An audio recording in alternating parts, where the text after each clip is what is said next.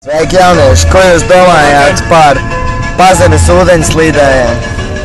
Es domāju, ka tur ir lieta tāda, ja tev ir labs detektors, ja ir reāli labs, sporta reāli, sporta detektors, tad var atrast kādu, tādas auskariņas varbūt tās var gadīties, varbūt tās gredzentiņš gadās jau visādi.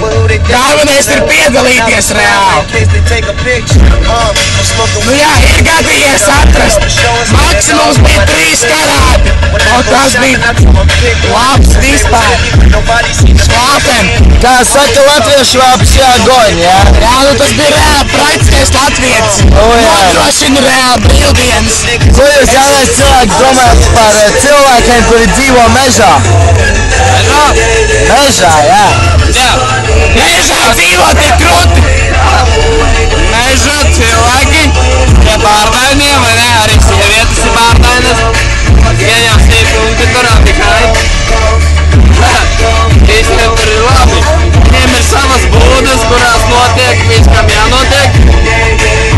Nu jā. Avota ūdens, sēnes, protams, pats galvenais ir sēnes. Nu tā, nu tur kaut kādu cūku nomedīja, stirnu. To pašu cūku, ko filmās rāda, jā?